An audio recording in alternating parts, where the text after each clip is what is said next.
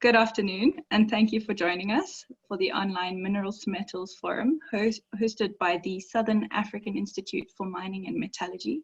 Before we get started with today's topic, I just have some quick housekeeping to get through.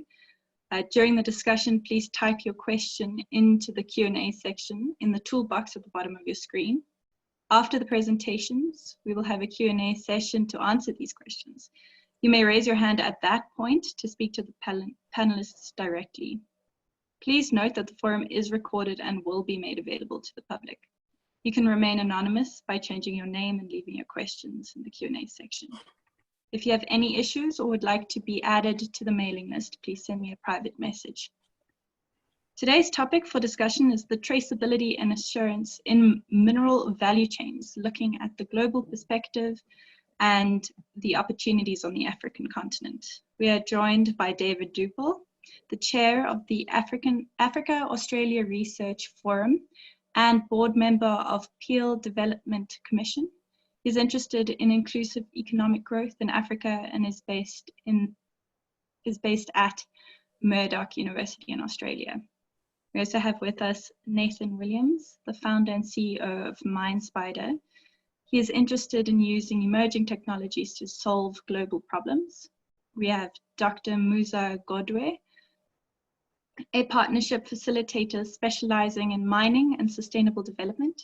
She's passionate about diversity and inclusion and volunteers for International Women in Mining as a senior project advisor and volunteers at the Association of Women in Mining in Africa as the AWIMA Jewelry Project Manager. Lastly, but not least, we have Monica Gichuhi. Monica is a consultant in the mining sector in Africa, currently focused on promoting responsible sourcing for minerals from Africa through her initiative, the Africa Gem Exhibition and Conference. Thank you all so much for being with us today, and I'm going to hand over to David, who will take us through an introduction of blockchain technologies.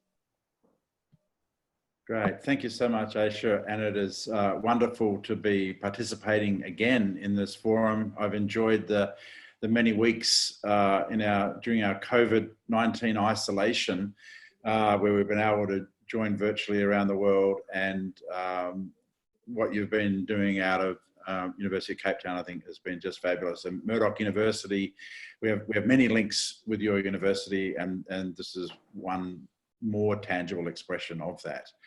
What I'm going to do is just take a few minutes and set the scene by giving a quick blockchain 101, which will then lead into Nathan's conversation about some of the applications that his company have been doing built around these technologies. And so to do that, I'm going to share my screen. And Aysha, well, is that what you do, or do I press the button for that? We can request it from our side, but you can do it. I can also do it. There it is. Okay, I see that there. I click it, and then it's up, and then I can change the view to full screen. There we go.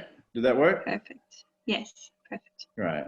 So when we say blockchain, most people go straight to Bitcoin. So I'm going to start there, but we'll leave that very quickly. And I think the audience, if you're not familiar with the history, you'll be fascinated by this story, and to understand, in fact, that what we're doing new now, human beings have been working on for thousands of years. And this is just the latest iteration of solving a very old human problem related to trust. So where I'll begin is something that we all still are doing when we do e-commerce. And when we shop online, we go to a website, we've got all this amazing connectivity around the world. We connect with a product that we want to purchase or a service we want to get, and we pull out our physical credit card, and then we type in that number into a form on a website to begin a transaction. And if you look at this next screen, this in fact is what we're doing when we do that. We start with us, and to send money to the person we're buying goods from goes through many, many steps, all sorts of trusted third-party groups that take our money, move it somewhere else, take a piece of it, move it somewhere else, get it authorized, it goes back step after step after step. In 2008, an anonymous individual who's still anonymous by the name of Satoshi Nakamoto wrote a white paper that said, this is so dumb. Why are we spending our time with a physical system, with banks, when we're in a digital age and we're doing things online? So he proposed the idea of electronic cash that would be an online payment that could go directly from one party to another party. And I'm not sure if you can read it there, but this is the abstract from that white paper that's actually been cited over 10,000 times. So if Satoshi was an academic, it'd be good for him to own up to it, because his H score, I think, would be through the roof based on this one paper alone. But the elegance of what he proposed was really a solution to this issue of how do you have trust in a digital environment. The IP that sits behind it, and I won't go into it now, but to give you an idea, it's built on 6 different pieces of other technology, other patents, other mathematical formulations going back decades, some to the 60s, some from the 90s, and all of that taken together has built what the idea of a blockchain is. So what I want to do now is unpack it a little bit, but explain why this is nothing new. And in fact, the problem that's trying to be solved here is the issue of trust, and how I can give something to someone if I don't know them and expect that they're going to then in return give back what I need from them, which is either the good or the service, and they're getting money from myself. And we solve that normally with third parties that both of us trust, i.e. a bank. And that creates enormous inefficiencies. So over historical time, we've worked other ways to create value and to create trust. Right in the middle are some amazing African cattle. The word cattle is an old French word which has ended up in English as the word capital, because cattle were a store of value, and for myriad of societies around the world, the way that you would have a tangible expression of I own something is if I own a cow and I can move it around and it can be transacted and it becomes a store of value. Next to that are the beads there. These come from the Solomon Islands, and this is a form of currency. And what is amazing about the work of creating these beads is what's involved in terms of collecting shells, grinding them, putting holes in them, changing their color by heat. This is proof of work. And this is another aspect that is in blockchain, which is what the computers are doing now, which is a proof of work. But this is, again, millennia old ideas of how you create value, store it, and pass it along. At the bottom, also from Micronesia, from the island of Yap, you can see there people pulling this enormous stone, which is actually money. Interestingly, that coin, which became too big to move, was owned by many people. It was involved in transactions, and a local community would memorize all the different transactions that went in the history of the creation of that coin. So you no longer needed to move it, but people would know in a decentralized way the ownership of that money. So it became a decentralized ledger, which is also another aspect of blockchain technology. At the top right is a Lewis pound. The small town of Lewis in the southwest of England, I think, created their own currency during the financial crisis in 2008. And the idea was to circulate money that was legal tender in the local community so that they could exchange goods and services amongst each other and keep value within an economy. This is so much like a cryptocurrency, an advanced form of it. It's really quite interesting. There's also other places where this has emerged as well. And then finally in the middle, I think is one of the most ingenious physical inventions going around trust, which is a foil and a stock. And you can see that there. It's a piece of wood with engravings in it. This was used in medieval Europe and in England when two parties would do a transaction around a loan. And one person would loan money to another, and then the receiver, they would create this piece of wood, and then they would split it in half down the grain of the wood, which created an encryption so that it could only be joined back together with that one unique piece of wood.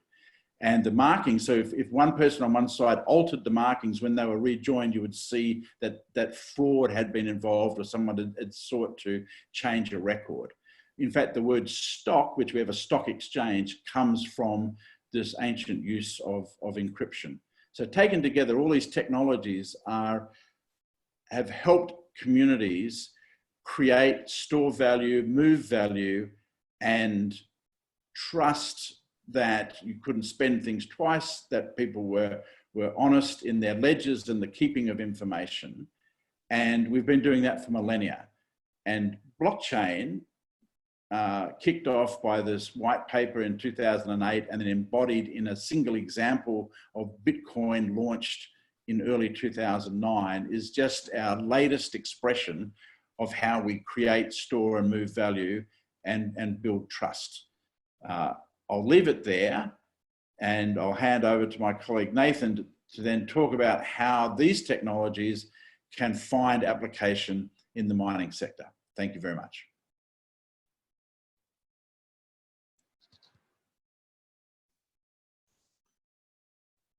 There we go.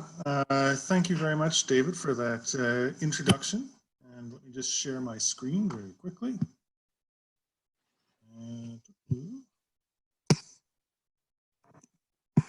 Can everyone see this?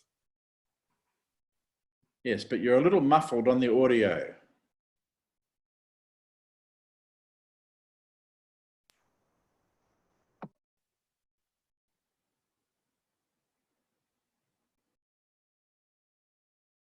I'll speak a little clearly. Unfortunately, stop me if you need me to repeat something. So, I want to take a look at blockchain from the direction of how it applies to the mining industry and specifically for the future of mining. Now, as my colleague David has said, blockchain is a technological solution to the problem of trust that's existed for many, many years. And people have always been looking for different ways, even in pre-technological times, to address this. But what's really interesting about blockchain is it's a way of taking data, distributing it on thousands of different computers that all come to an agreement on what the true version of the data is without having a central party. And so because of that, we have a way of creating unique digital items. When you think of a digital item, you usually think of a photograph or a sound file or a movie that can be copied 1,000,000 times. But if you know which one of them was the original one, then it could store value. That's why we often think of blockchain to store money. We can create digital coins that are uncopyable. I can have my coins and I can't copy them and spend them 1,000,000 times. I have to actually give them away. Well, you can do more than that. If you can store value with unique digital items, then you can create digital certificates that can represent certain amounts of raw material in the blockchain. Because you can't copy these and they have to be traded or sent or gifted to other people, you have the ability to remove the middlemen that have generated trust in these systems in the past. So the obvious example is with banks. You don't necessarily need a banker to take a look at the transaction and verify that everyone has the right amount of money.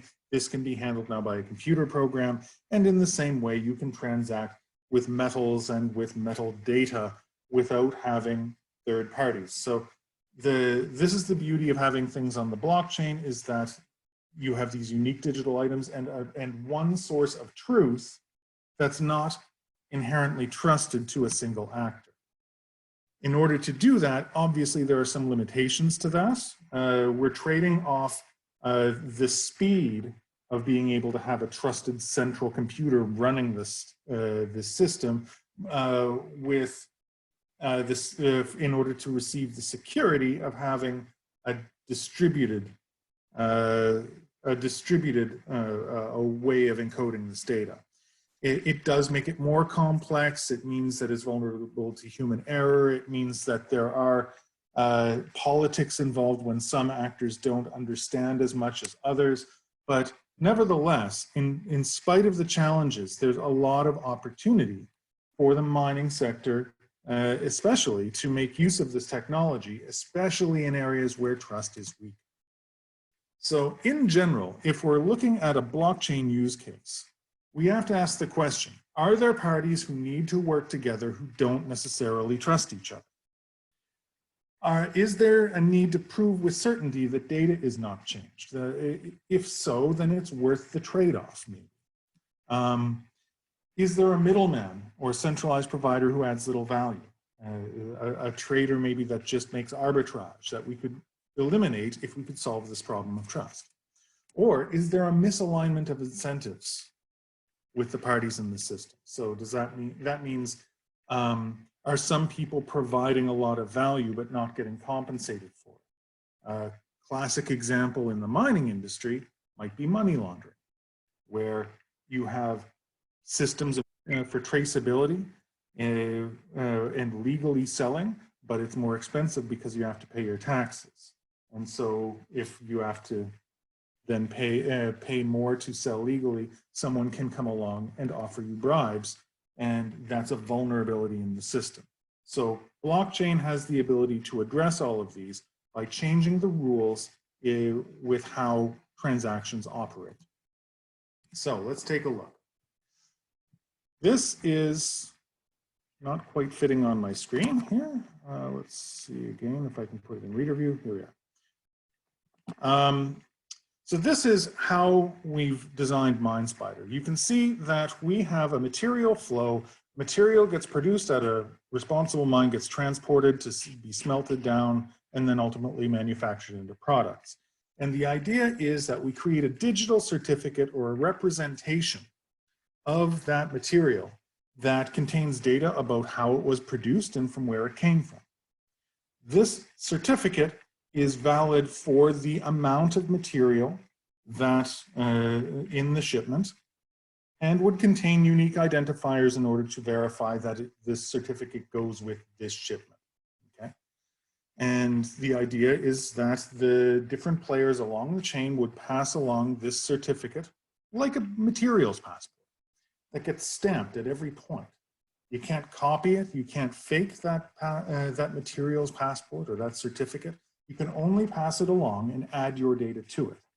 By doing that, the manufacturer at the end would then have a record of where the materials came from and all of the certifications, the data, the responsibility, the provenance, and the licenses that came with it. This could mean that it's much easier to, say, import the material past customs. It can add value to downstream companies, and it can even serve to decommoditize metals so that the more responsible mines don't have to compete against mines using forced labor and illicit practices in a market where people only see price. So this is a little more technical, but this is essentially how MineSpider approaches this problem. If you've got 1,000 computers running this blockchain, you don't want everyone in the whole world to see all the data that you have. So what we've done is we've separated data into different layers. There's data that you want to be public, and this would be data that is used to secure the certificates. So if you have a 1-ton certificate, you would want everyone to see that the certificate is worth 1 ton.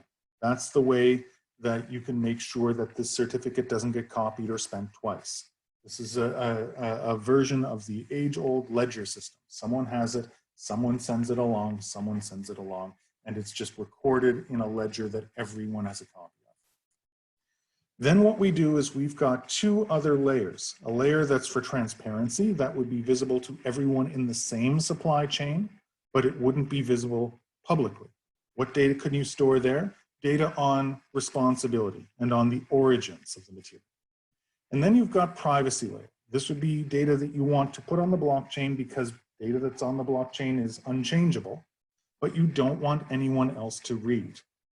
So this could be things such as price or paid for materials, for anti-corruption measures, data that individual companies might want to show regulators, but don't want to, and want to prove is unchanged, but they don't want everyone to have access to. And so what we do is we encrypt the transparency and privacy layer with keys. And these keys are then encrypted themselves with a key that only the owner of the next layer has. So company A encrypts their data with company B's key. And company B can open and see the privacy and transparency layer. They add their own data and encrypt it with their customer's key, and so on. So that even though this data is stored publicly, only the owner of the data can read it. And that's how MineSpider works. We've been using this with two live pilots, and I'll talk about one of them. We've been doing lead traceability with Volkswagen with their lead battery supply chain. And that's a circularity project. And then we've got a tin traceability project that is going end to end with 5 stakeholders coming out of the San Rafael mine in Peru. So let's take a look at that very briefly.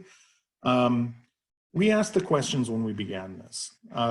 What can we find out? How can we communicate all of the data about how this mine is trying to be responsible and make that valuable to people buying metal somewhere across the world?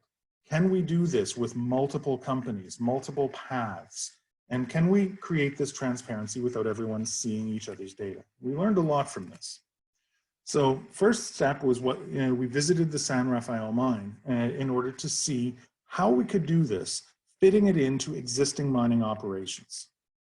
This was important because anytime you actually change the operations of a mine, a smelter, or any company, it can cost millions of dollars. It's very expensive to do that. So what we wanted to do was see how we could be as light a touch as possible, just sort of view what data is available, where we can receive it from, and how we can attach it without necessarily interrupting the workflow. What we saw is we were also looking for what sort of responsibility the efforts they had. And it was quite interesting. It was a very inspiring mine because they had a whole exclusion zone around it with zones of responsibility where the mine takes care of the towns in the area. There was an emphasis on safety, and that everyone even approaching the town had to go through breathalyzers. We had safety briefings on site. And this has been common that we've seen in many situations, is that these sort of efforts are usually correlated with supply chain responsibility.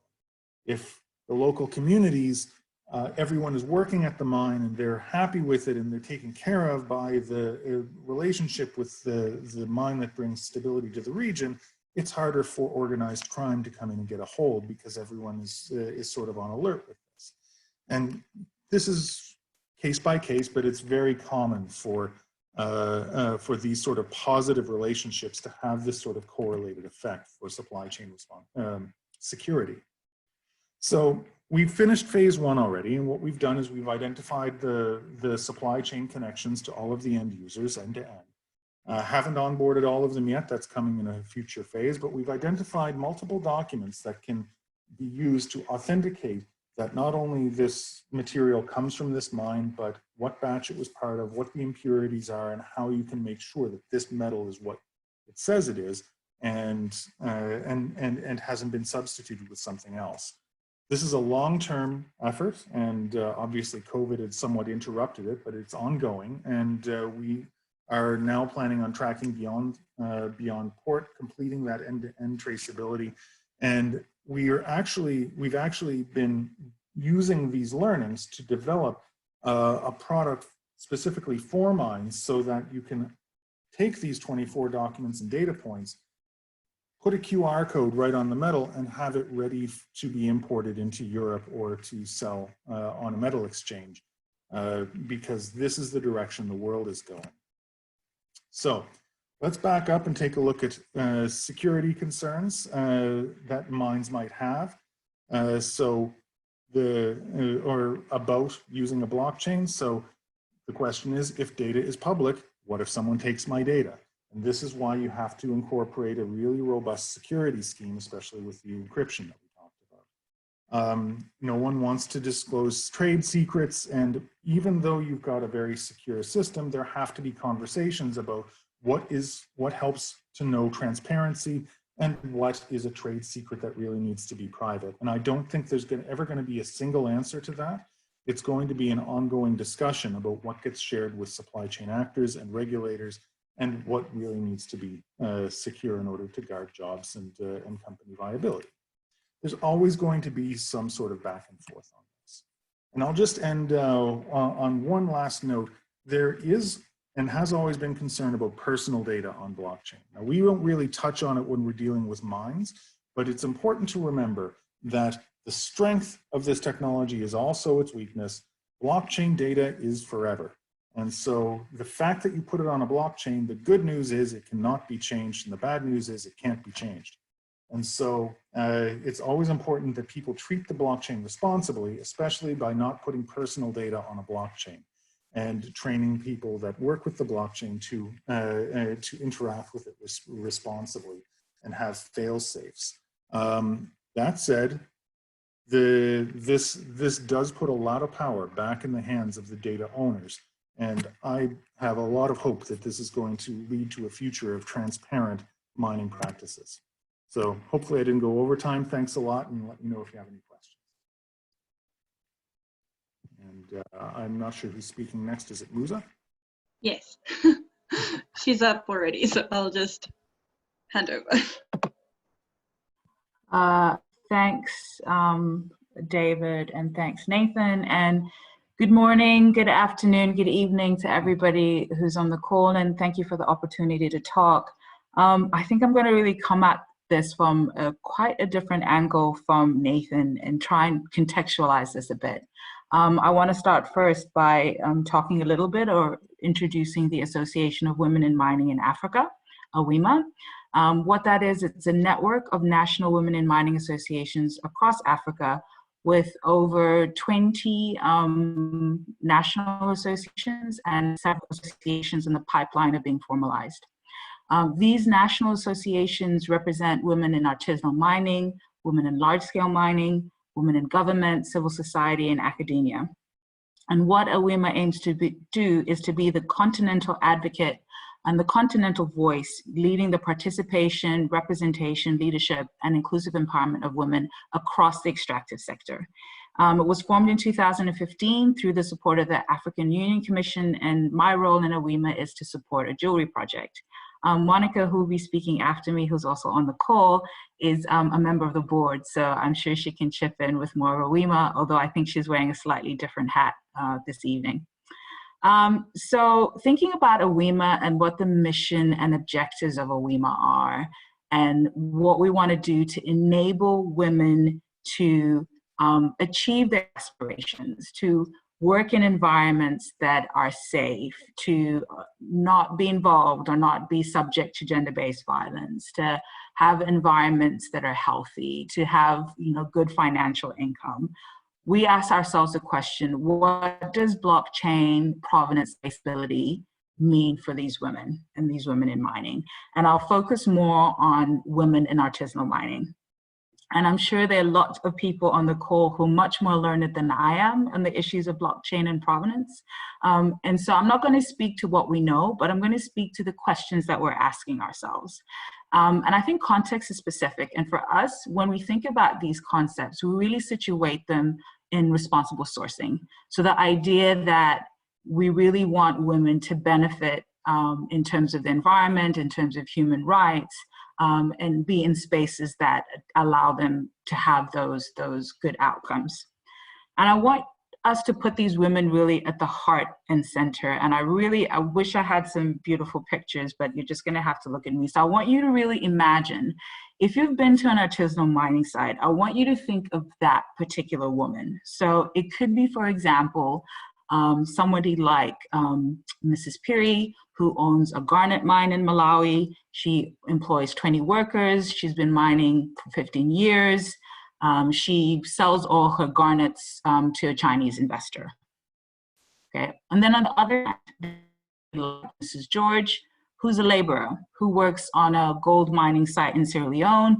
And, you know, she's sometimes on the site, sometimes not on the site. She's got other obligations. Maybe she earns less than $1 a day. So what do all these things mean for these women? And so some of the questions that we're beginning to ask ourselves about this is, first of all, and I'm just going to touch on 5 things, is knowledge and awareness. What is the extent to which there is an understanding and awareness of, if you think about things like traceability and provenance and due diligence, there's a lot of frameworks out there. There's the OECD due diligence, there's the Responsible Jewelry Council SOPs, there's things like the craft code. And if you think about the artisanal mining value chain within Africa, who along that value chain needs to know what? And what are these frameworks enabling in terms of power and sharing of power along that mining value chain? Second thing that we're thinking about is the digital divide. Women are already at a disadvantage in terms of technology, and what will this enable women to do, or how will enable that gap to be bridged? What is the role of women in developing these sorts of partners, or being involved in developing these technologies? And I'm really excited that we're partnering with MindSpider as well as Murdoch University through Nathan and David on a project where we're going to look at, you know, responsible sourcing and blockchain with women gold miners in Sierra Leone, which really gives us a chance to kind of answer some of these questions and think about, you know, what is for women gold miners, what's that digital divide? What's their level of involvement in design and standardization and context? Third thing that we're thinking about is impact. What difference is this really going to make for them? Fundamentally, how is this going to help women?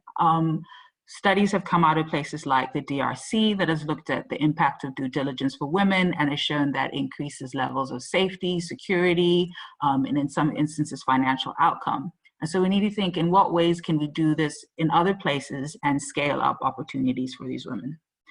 Fourth thing is cost. What is the cost of enabling these approaches? And who's going to cover that cost? Some of you might be aware of, you know, things like Fair Mind and Fair Gold and some other, you know, accredited standards. You know, to whose benefit are those standards and who covers those costs?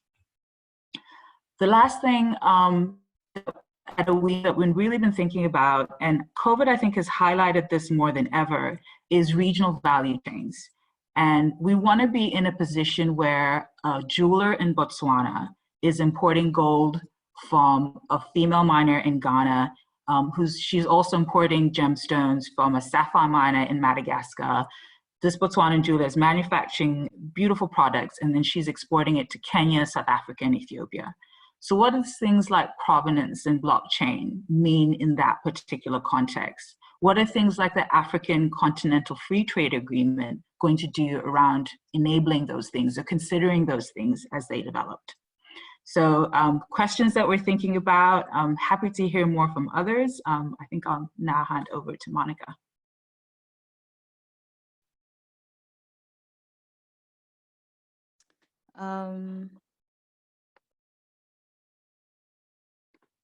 Thank you, Muza, and thank you to the other presenters, David and Nathan. Muza, thank you for contextualizing blockchain and really narrowing it down to what's the impacts of blockchain on women and ASM women. It's a conversation I will be having later this week, actually. But for me, and for this call, I wanted to speak about practical use of blockchain technology on a project that I am attached to, and to be able to just contextualize and just create an understanding of what I think David and Nathan were trying to explain from a technological point of view, of why we need these kind of technologies to then really safeguard provenance of minerals and why it's important. Let me tell a story. Allow me to tell you a little story. 10 years ago, I am from Kenya. So 10 years ago, I traveled to Thailand for one of the large gem shows that they host. And Kenya is known for a gemstone called Savarite, and Tanzania is known for the Tanzanite stone. And geographically, they are known to only, these two stones occur in very specific countries. So I was with the government delegation and we went to Thailand. And we saw these Savarite stones that were plenty in this gem show. And all of them had been marked as coming from Sri Lanka. All the geologists and everybody knew that the source of the Savarite, which is the Tsavo National Park, is actually Kenya. But when you buy it from these shows in Thailand and in Hong Kong, they are marked as coming from either Jaipur or Sri Lanka. Because provenance is lost in the supply chain. Once the brokers buy these stones, take them to be cut in different countries, they normally don't acknowledge the source of origin of those stones. So that has always been a curiosity of how do we safeguard the provenance of these stones? And what would be the importance of, origin of the stone and telling the story? And what happened is recently, and with the millennial kind of consumer, especially in the jewelry supply chain, they're asking the right questions. When they wear the jewelry and we wear this gold and various minerals, they want to know who mined my minerals, who mined my diamonds, who mined my sapphires. And this has brought about the awakening of the need for responsible sourcing of minerals in the supply chain. And so with this, with this agony of how then do we carry the provenance and safeguard it for these minerals? 3 years ago, one way I decided we could do this is let's bring the buyers of these minerals closer to the source of the minerals. And I started organizing trade shows, the likes of what I'm doing currently, the Africa Gem Exhibition and Conference. And I said to people, listen, come buy these minerals directly from the artisans. Know who mined your minerals. Understand the dynamics of what an artisanal miner is, and they need to give them fair prices when you're purchasing these minerals. And the conversation of promoting responsibility is where then I caught up with the blockchain technology, because in one of the conferences that we organized in Nairobi, we then got Gublin participating in it and Everledger, and they were actually in the middle of piloting the first comprehensive colored gemstone blockchain platform, the provenance proof. And so when they got to understand the conversations that I was hosting and promoting responsible sourcing and asking buyers to come closer to the miner and let's safeguard the provenance of the stone, carry the story of the gemstones along the supply chain, they then requested that I join the project for an initiative that has started in Tanzania called the Moyo Gems Project. And the Moyo Gems Project basically is an initiative where international buyers come to the village in Tanga in Tanzania, and through an NGO called PACT, we bring together artisanal miners through the Association of Women in Mining in Tanzania called SAIMM, and they come to the marketplace. And these are women are straight from the village. They've been taught by GIA basic gem identification and valuation, and they're brought to the market, and together with some brokers, they're taught how to negotiate for their stones. And once they agree on prices with the international buyers, we then enter the details of that stone. We're able to capture where that stone was mined, who mined that stone, is it through an association, is it through a group? What is the stone that has come? Is it a Savorite? Is it a sapphire? Is it, a garnet? Is there any CSR that was done where that's from the community where the stone has come from? Is there any form of certificate attached to this stone in terms of lab?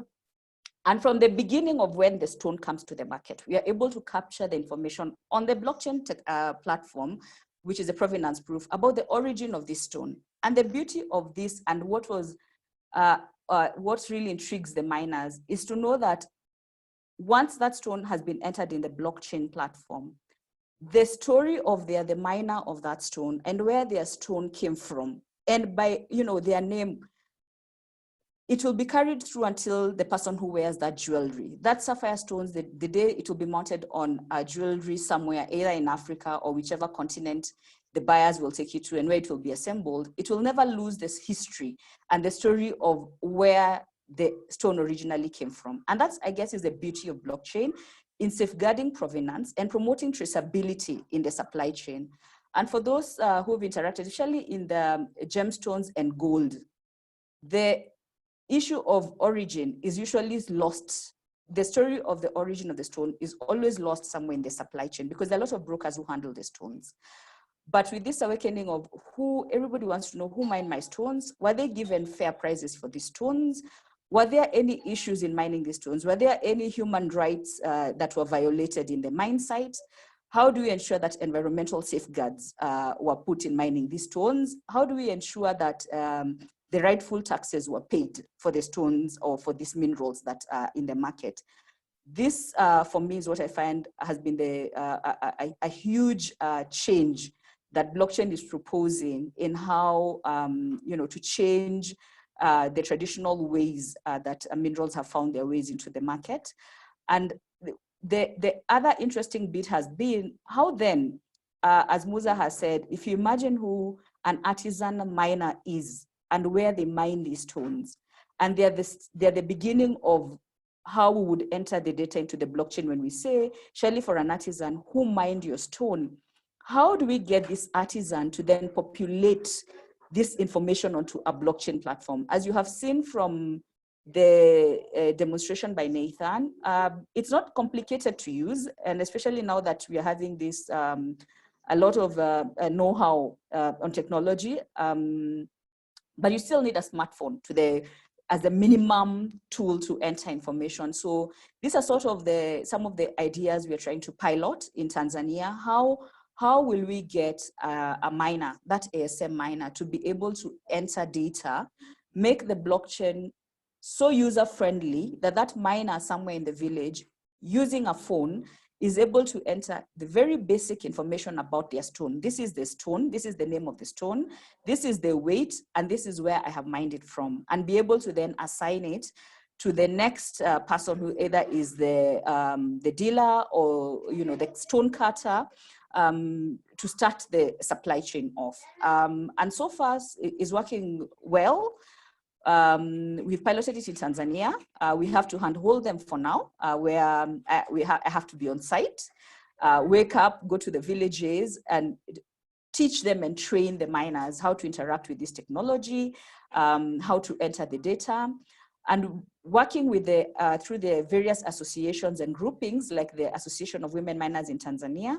We are able to get them together and demonstrate this. It's not been easy. I can't say we are there yet. A lot more needs to be done to get artisan miners into this way of thinking. But what we are seeing is it's the first step in promoting responsible sourcing, enhancing traceability in the supply chain, and for sure promoting responsible sourcing of minerals. And this, I think, is going to revolutionize the way particularly gemstones and gold are traded moving forth. So that will be it for now. I will engage more through Q&A. Thank you. Thank you so much. I must admit, I'm currently in the process of writing my PhD proposal, and every week I just get more and more ideas from these forums, and it's both a gift and absolutely overwhelming because now I'm like, oh, I have to go back and rewrite my entire proposal. Very interesting topics, everything from the beginning of conceptualizing value and the evolution thereof, and then how we actually place that into our current day and age, and how it works within very specific artisanal mining contexts. It was a brilliant presentation from all the panelists. Thank you so much. We have a few questions. I think I'll get started with David, who will speak, who made a comment in the chat, and he just wants to touch on some issues. If you wouldn't mind going first then. Yeah, sure. Very happy. The question was about current sort of movements within various world bodies and regional bodies around the adoption of blockchain technologies and its use.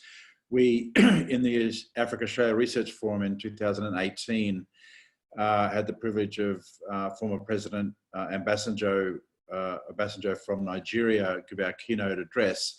and he spoke on blockchain in Africa and focused in particular around corruption and transparency and the role of making the invisible visible, and how that held promise for royalty reporting at large scale, and also then what happens to the money as well as what happens to the metals themselves. This was picked up at the same conference by Professor Kevin Arama, who now heads up the Research Institute at the African Development Bank. And he gave a very impassioned conversation around the fourth industrial revolution and the role of blockchain in that. So I think in an African context, it is being thoroughly looked at the moment, and I think well advanced in the Research Institute in the bank. And I think that's a really great thing.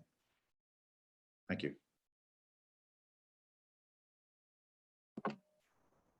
Okay, so the next question is, how much control and security clearance do the creators of MindSpider have on the various steps of the transactions that take place? If something goes wrong, who does MindSpider speak to? And if there is a person or a group of designated people who can deal with these issues, should they have that sort of power? I love this question. So this goes right to the nugget of how you design one of these systems. We've designed MindSpider such that it is decentralized. That means that it's not meant to be run by a single entity. In our pilots, what we've done is we've gotten together with a consortium of companies that would have power over this. And so it's sort of a toy environment in a lot of ways, but in a live environment, it's really meant to be like the internet, where, you know, if a packet of data goes wrong, there's not a single person that you can call and say, hey, my email was corrupted on the way to me. No, instead what happens is you have to treat that data as this is valuable or this wasn't valuable. And a lot of, I'm not sure if this is making sense or answering the question. Let me try again here.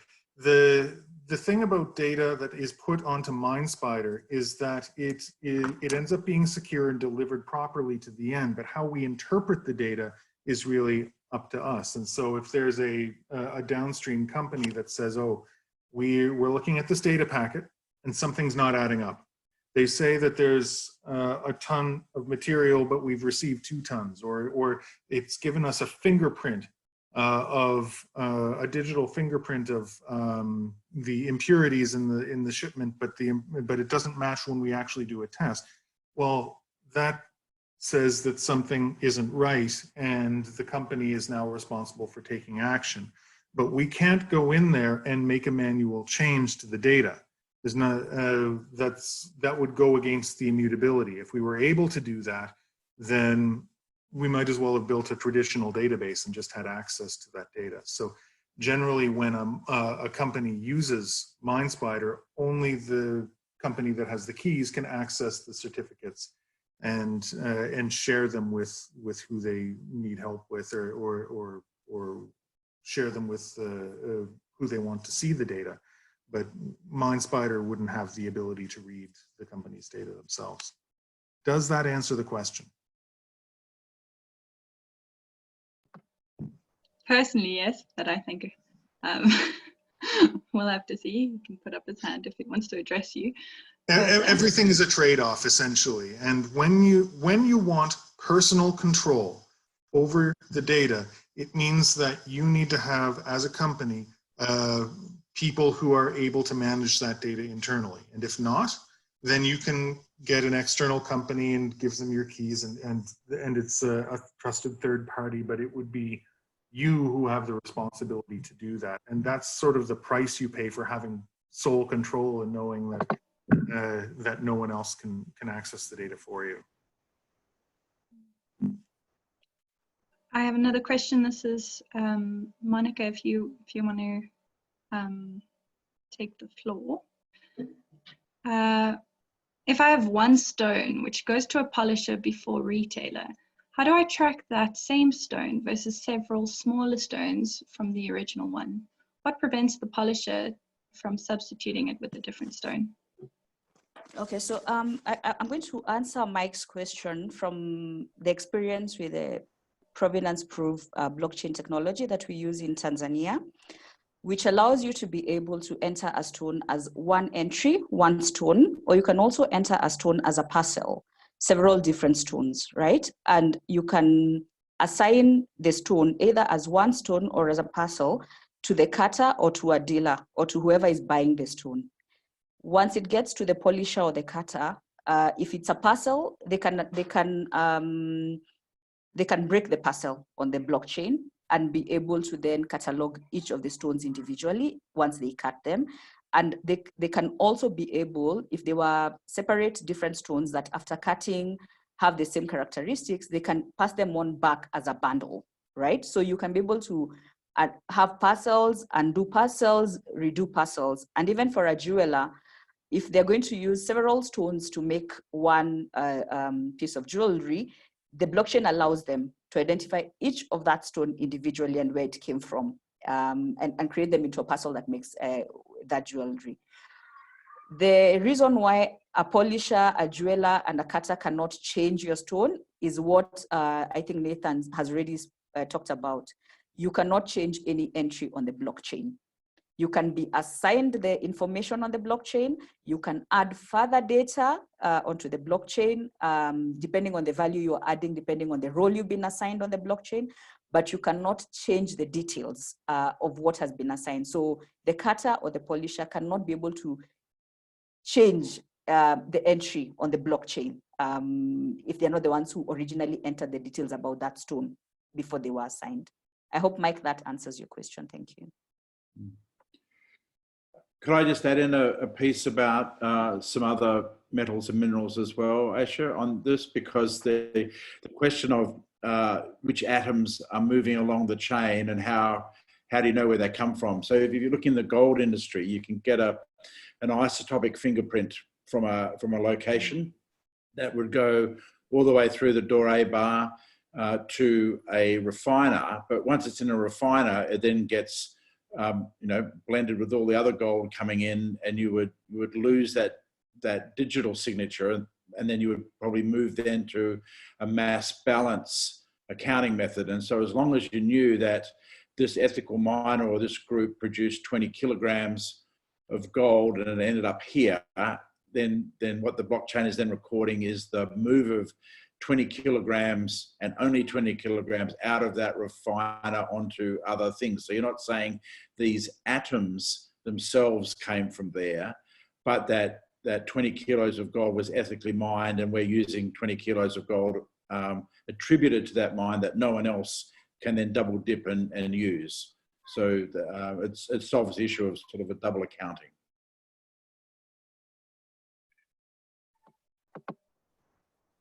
We have one question that's similar along the same lines. Muza, you wanted to answer that. How does one positively identify a stone that will presumably be cut somewhere down the production line? Can data/QR codes be etched into a stone? Thanks for that question, and I'm sure maybe Monica and Nathan, being more technical than I, Jane, can add, but I know what I've come across with the same company, Google and Jeb Lab, that came up with provenance proof is the idea of having a physical tracer. So a physical trader that is linked to the digital ledger. And I know they're doing this with emeralds, but emeralds by virtue of the way they are, they have slight cracks or very small grooves in them. So these physical traces are like nano tags, and it's almost like they can sprinkle these nano tags on these emeralds so that each emerald has a physical tracer that is associated with a digital ledger. So as much as often as it gets cuts different way, that physical tracer will always remain with the emerald.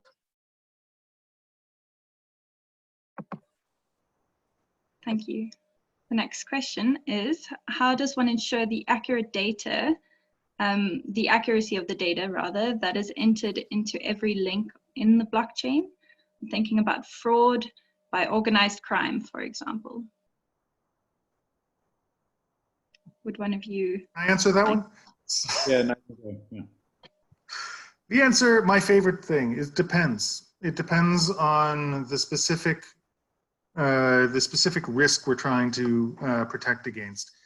If you are taking material from a large that has a lot of responsibility practices in a relatively stable area and moving it through relatively stable areas in order to get to a relatively stable area, you might be less concerned about things such as child labor than if you were taking it out of an area that is known for child labor. And so the specific data that you require really depends on the context. So if you're dealing, for example, with an artisanal mining situation in a conflict and high risk area, then you might need data that is much more specific, and you might need to incorporate formalization methods so that it's not just people digging in the ground and selling what they can to whoever will buy it and then reporting what they bought, but that you have government involvement, maybe developmental involvement to have a legal way to sell these materials, regular checks, like standard development work. One thing that you can do if you want more secure data is you can have automated data collection. So especially from medium and larger companies, they're going to have internal ERP systems, data systems for their own internal use. Take data directly off of that, and it's more trustworthy. Why? Because it's unlikely that a large company is going to have two entirely different expensive systems to have one set of books for the outside and another set of books for the inside.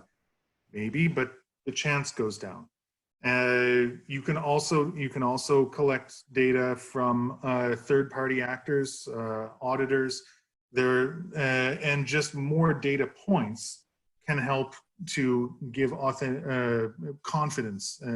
But it does depend on the contextually of what the specific issue is. If you're worried about, for example, armed groups robbing a truck and taking illegal taxes as it is transported from maybe a reasonably safe or a reasonable mine to a reasonable smelter, but not through a reasonable area, then you're going to need to collect data about the stops, about the GPS of where.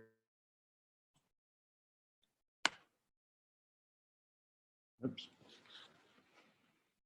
I think we lost Nathan. Where it is. My internet is terrible. Can you still hear me? Hello, check, check. Yeah, you're back. Yeah, sorry, it's my internet. I'll just continue with my video off briefly.